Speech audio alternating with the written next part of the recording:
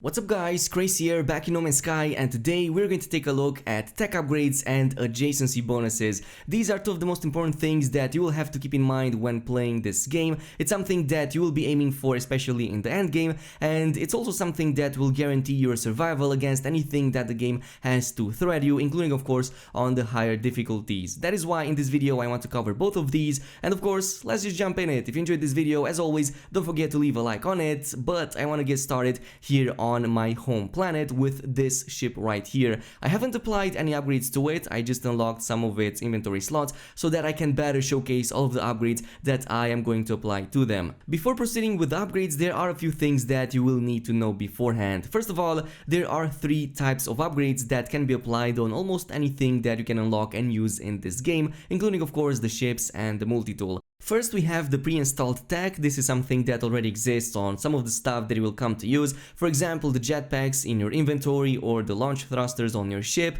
And unlike any of the other upgrades in the game, there's no blueprint that you can learn from these. You cannot install more than one. Well, you cannot install any of these. These are only one per item. You can also not scrap them, so they exist over there and you cannot do anything with them in terms of scrapping or deleting or anything else in between. But since the Beyond update, you can move them around, for example from one slot to another or from one inventory type to another. The second type of upgrades are the installable technologies that you can unlock from the space anomaly in exchange for nanites. Of course, you can find all of these with their respective skill trees in the room with all of those NPCs over there sitting in a circle. So yeah, that is pretty much it, but there is one exception, which is of course the freighter, that has its own room in the back with all of its installable tech, so you will need to unlock that separately on your freighter once you get it. But otherwise, there are some similarities with the pre-installed tech, as in you can only have one of these per item. For example, let's say you install a hyperdrive module, you can only have one of those per ship. It doesn't matter if you install it in the general inventory or in the tech slots. These can also be moved around with not much restriction, but unlike the pre-installed tech, these do have a blueprint. You will require some materials in order to properly install them, and sometimes these materials might be hard to find, or you will need quite a lot of them in order to apply them to your installable tech. And they can also be scrapped, which means that if you want to delete them at a later date and replace them with something else or just free up a slot, you can definitely do that. Finally, we have the upgrade modules, the ones that provide the highest amount of bonus stats, and you can only purchase these from the space station NPCs on the left side. So there's going to be 4 NPCs for each type of inventory, including of course your character, your ships, multi-tools, and finally the exocraft. Unlike any other type of upgrade in the game, these provide the highest amount of stats. You can install 3 of these at the same time on the same type of inventory, and these also don't require any materials in order to install. Once you purchase them with nanites, you can just click on them and install them on any slot or move them around as much as you want to, because there is not much restriction on them. But once you scrap them, they are pretty much gone and you will get some of those materials back. But yeah, you cannot take the upgrade back and you will have to purchase a different one of the same rank. The advantage that the upgrade modules have over anything else is of course, as I was saying, the huge amount of bonus stats that you get, especially at the maximum rank. You can also install only 3 of these per inventory, not just one, but if you install a 4th one, you will break the chain and all of the upgrades will be deactivated as a result. You can bypass this of course by installing them separately for each type of inventory. So for example, you can install 3 upgrade modules in the general inventory slots, as well as additional 3 more in the tech slots, to a total of 6 upgrade modules for the same type of upgrade. So these were the 3 types of upgrades that you can apply on most of the stuff that you will be using in No Man's Sky. I guess the only thing that I didn't mention was the fact that some of the installable tech might not provide stats, but instead will provide some additional functionality, such as for example in the case of the rocket boots, they don't provide any stats even though they do count for the adjacency bonuses, but they do provide an additional functionality, which is the double jump when you press double space bar. So that is pretty much it, but there's other examples in there as well. Meanwhile, some other installable tech might not provide an additional functionality, but instead also provide stats, just like how it is with upgrade modules, but they might not be that big. Anyway, I was talking about the adjacency bonuses, and here is my ship with not much installed in it, except with the pre-installed tech as well as the upgrade modules, and I'm also going to go over the installable tech in just a little bit. But starting with the hyperdrive, I wanted to give an example with this because this is easy to track. I mean, we have the hyperdrive range range over here indicated, and we can pretty much follow it exactly how it is when we apply all of these upgrades individually over it. So at default, hyperdrive range is 101 in my case, even though it should be only 100. I guess it's like 100 point something and it's averaging it at 101. But once we install something close to any type of tech, be it hyperdrive or anything else in the game, you will get this border around it, this colored border that means that a bonus was applied. So this only works if you go in a straight line, for example underneath, on the right side, the left side, or at the top. In all of these cases this will apply, but it will not work diagonally. This is something that will not apply any of these bonuses, but yeah, you're still going to get the stats over there increasing. You're not going to get the bonuses, which in this case, as you can see, will increase quite a bit. So if these two are placed, let's say not next to each other, the bonus is going to be 334. Meanwhile, if they are placed right next to each other with the adjacency bonus, it's 346. So just from these two, this is quite a nice increase. I believe like 2%, 2.5 according to some of the calculations I've seen on the internet. But let's see what happens when you install multiple of these. Let's just say we install 3 of these. If I were to install the 4th one, this will break the chain and it will deactivate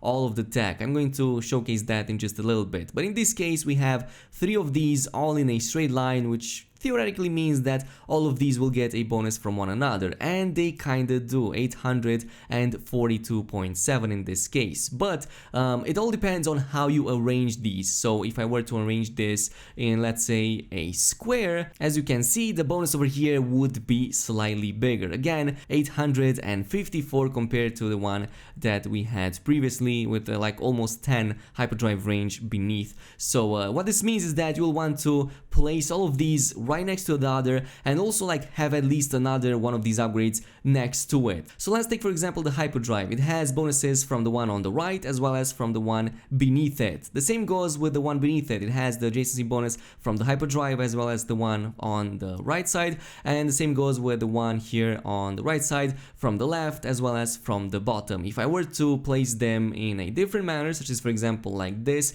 as you can see, the hyperdrive range is even smaller now because we're losing a ton of adjacency bonus, because all of these have one of their sides pretty much uncovered by anything. So it means that you're only applying half of the adjacency bonus that you would otherwise apply. The second lesson is all about placing the installable tech or the lower rank upgrade modules on the outer layers outside of the ones with the maximum rank. Let's say for example I might want to install an emergency warp unit. This is only an A class, I can apply it to my ship, but this, since it's not the maximum rank, I would want to install this at the outer layer and not inside of it. And the reason for that is because inside the layer I would want the ones with the biggest rank and the biggest bonuses to apply first, and not the ones with the smaller bonuses. So in this case, if I were to install even an A class, even on the outer layer, it's still going to give you a nice boost, in this case from 854 to 68, so that is quite a big one. But if I were to install it in the inner layer and put something like an S class on the outer layer, as you can see, the bonus is even smaller in this case. So you don't want to do that. Just put all the S class around the main tech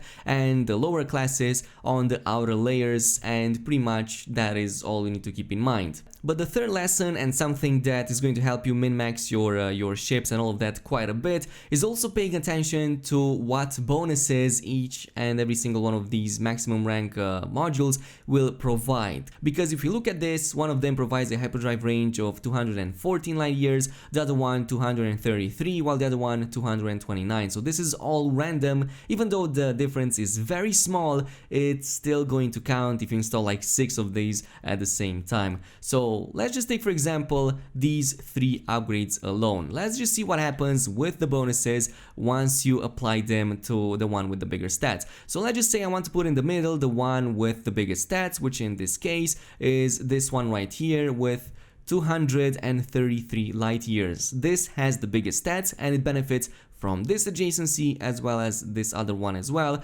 giving us a total of 832. What happens if I put the one with the lower stats, such as for example the 214 one? Well, let's just see. 832, if we switch it around, is going to be 831. It's a like 0.04% decrease, but this applies to the maximum rank, and if you like have something like an A rank, this is going to be even bigger if you apply different types of upgrades with different types of stat ranges and even more so different types of classes. Now I was talking about the fact that if I were to install a fourth upgrade module of the same type in the same inventory, this would break the chain, and yeah, as you can see, all of this was overloaded and it's pretty much deactivated all of my upgrades, so now it's back to 101, but I can freely install all of that in the other type of inventory in the tech slots, and this is precisely what I'm planning to do. In this case, if I install all of these over there, the hyperdrive range is now even more ridiculous. It's basically double, 1600 on a fighter ship, which is absolutely impressive. If this was a explorer, for example an exotic, the hyperdrive range would be like 2400, which is even more insane. But even here, as I was saying, put the one with the biggest stats in the middle. In this case it was the one with 241, and other ones with lower stats in the outer layers, so that it's 1602, and if I were to change it around it would be like 1601. Again, not that much of a difference, it's only like one light year range. It's not something you should be stressing about, but if you truly want to min-max your entire stat range, this is something that you will want to do. And yeah, this same lesson can be applied to anything else in the game, for all of the other types of inventories. For example, for my exosuit, as you can see, I have the main stat over here, the main core tech, which is the jetpack, surrounded by the 3 upgrade modules, and on the outer layers I have the installable tech, since these, well, in this case the A class doesn't provide stats in this case at all, or if it were to provide it would be way lower than the maximum rank. And the same goes with the multi-tool, with the damage potential and all of that. As you can see, all of these square with the modules in the inside and the installable tech and the lower ranks on the outside. Same goes here. Same goes here. So yeah, this is pretty much it with everything you need to know about all of these upgrades, all of these adjacency bonuses. But yeah, let me know down below if there's anything else that I missed. In the meantime, as always, don't forget to comment, like and subscribe. Thank you so much for watching, and peace out everybody.